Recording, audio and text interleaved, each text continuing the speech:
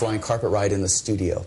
And what happens is, apparently Genie from Aladdin, he's a very successful actor. Like all successful actors, now he wants to direct. And so Genie is directing us in his production of Flying Carpets over Agrabah. So we're the extras, and he's yelling encouragement and inspiration to us. Please work with me, smile, smile. So he's being our director, and we're the extras in his film. So, in their own way, Imagineers turned what was just a normal ride in a theme park into a special film-based attraction for the studios. They want every guest to feel like they're on a working set. Around every corner, a little moment of movie magic is underway. In the Boulevard of Dreams, the movies come to you. A blonde starlet and camera crew are enough to tell you a film shoot is underway, and you get to be the co-star. You can see the interactivity between the guests and our products every day. The shows are becoming more and more brilliant because of the fact that the guests become involved. So it makes the magic go right through the screen. The star steadies herself. The extras are hustled. Special effects added. And the cameras roll. And you've just had front row seats in the making of a movie. It's a wrap. Move on to the next scene.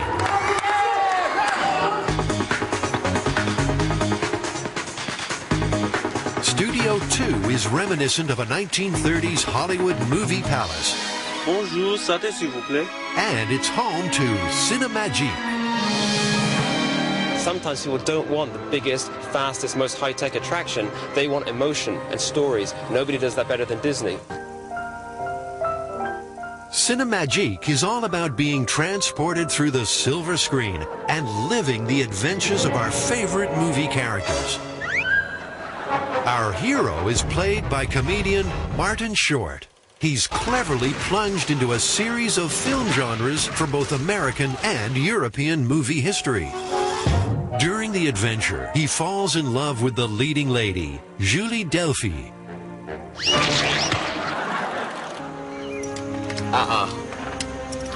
This doesn't look good. By the end, our hero is faced with the dilemma. Why? Does he return to the real world or follow his heart?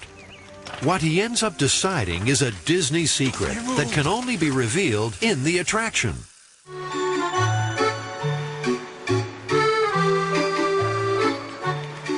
Paris is no stranger to fairground attractions, but on the outskirts of the city, Disneyland Park and its studios offshoot have raised the bar when it comes to 21st century entertainment.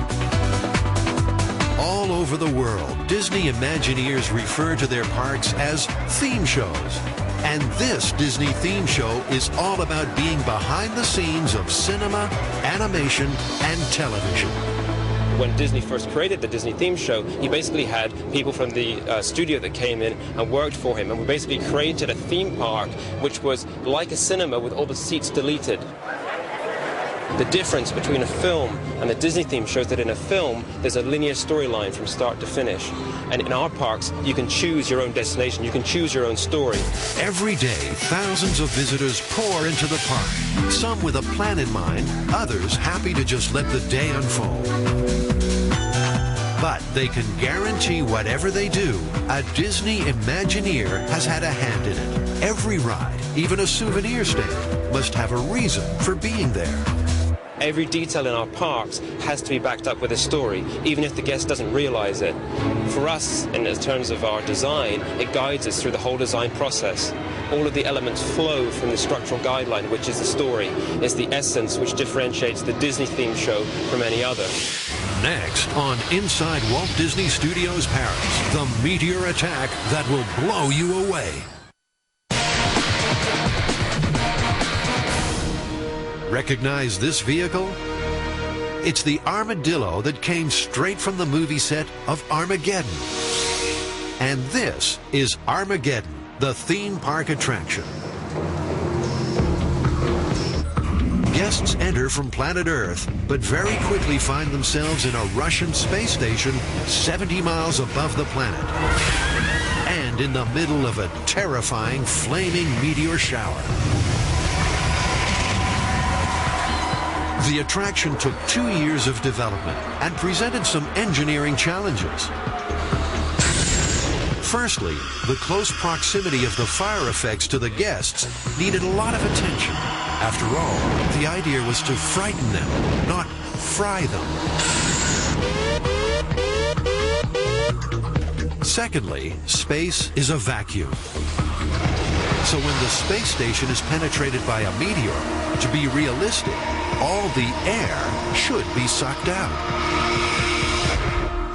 How do we do that? Well, we actually did it. We actually pull a vacuum on the room. It's a gigantic technical feat that we've accomplished. Not that the guests care about the technology. They're just here to have fun. We really want you to believe that you're really there. We're telling a story, and we're telling it with conviction. You know, you're really on the space station. You have these asteroids that are arriving. There's collisions in there. And, you know, at that moment, we really want you to believe that that's where you are. Liquid nitrogen and steam are used to create havoc. The very same techniques utilized during the filming of Armageddon. In the case of a theme park, of course, it's a little bit more controlled, and it has to be exactly the same every time. On a movie set, you've got multiple takes to get it right. So it's as close as the audience is going to get to experiencing exactly what the actors did. And at least one actor from the movie approves of the ride.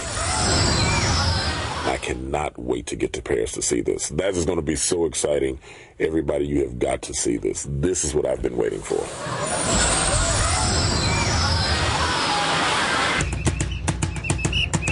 Back on the streets, you could be anywhere in the world. We're dealing with so many people from so many different cultures and so many different nationalities that we really don't want to put signs everywhere so that people have to read things in different languages. So we try and communicate visually.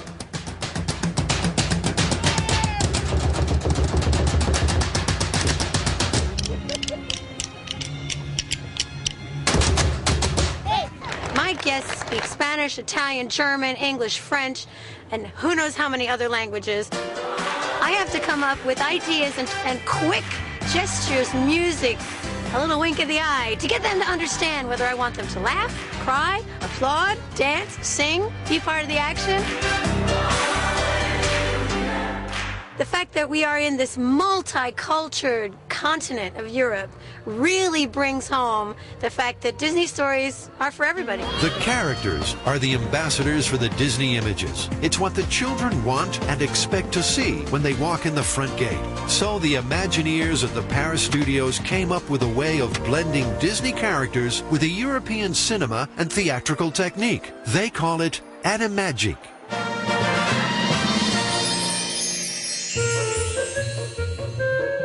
Mickey and Donald lead their audience on an animation adventure that turns real. The innovation is the use of blacklight and fluoro colors to make a 3D extravaganza. Well, blacklight was something that's been known about, but new technologies have enabled new color ranges to be present and better lighting, and allows us to do something that has a full chromatic spectrum.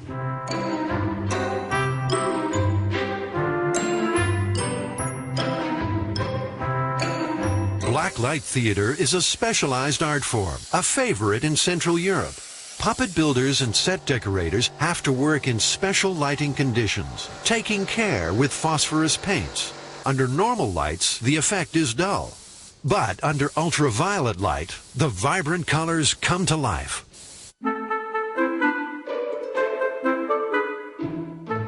Animagic was commissioned specially for the park. So everything, even the music score, was created from the ground up.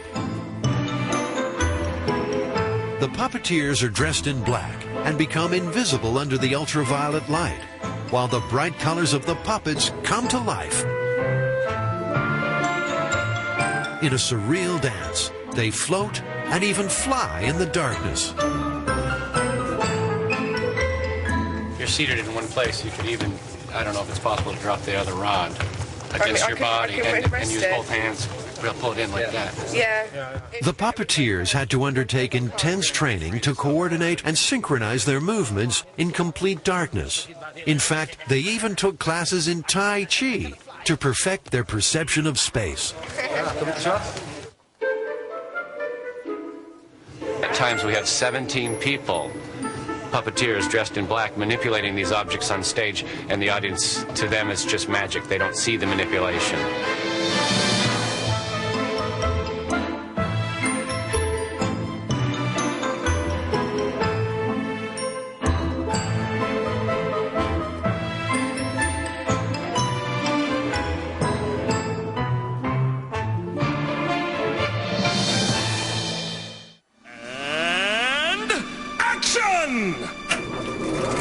A favorite at every Disney theme park is the daily street parade. In keeping with the studio's movie lot feel, this parade has a distinct Hollywood flavor.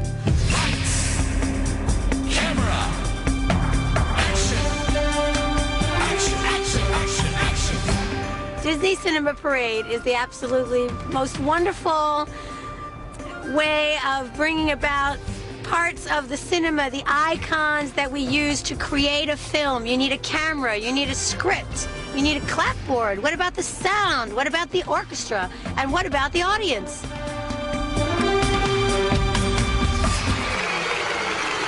Break. Take 5 while we reset. All right, we're on break. Take 5. Right there before your eyes, the parade stops on the street, and you are invited to become part of the film.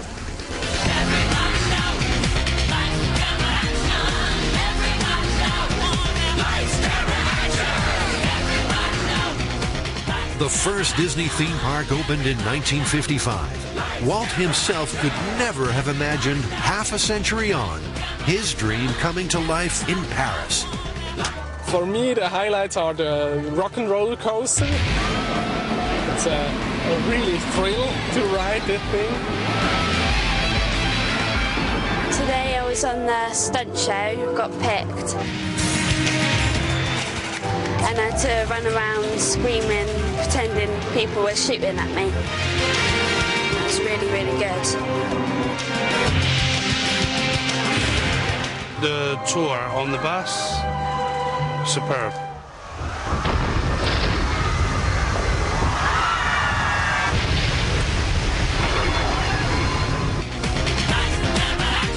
You can be a kid here, and it's accepted for all people who comes here. It's very nice to be once again a child. Rewind from the top, please. Stand by. It's the child in everyone, which has made Disney theme parks so popular. So, what's next? Well, as Walt himself once said, as long as there's imagination in the world, theme parks will never be finished.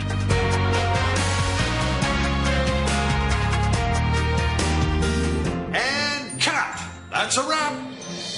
Hi, Tracy Gallagher for the Travel Channel. Are you looking for the world's best collection of luxury cars? Then head on over to Symbolic Motors of Beverly Hills. But if you want to burn some rubber, you got to have money to burn. Like $235,000 for this Bentley or this Lamborghini for a mere $287 grand. And for more of the world's best, from the top 10 hippest hotels to the wildest rides of your life, we're counting them down on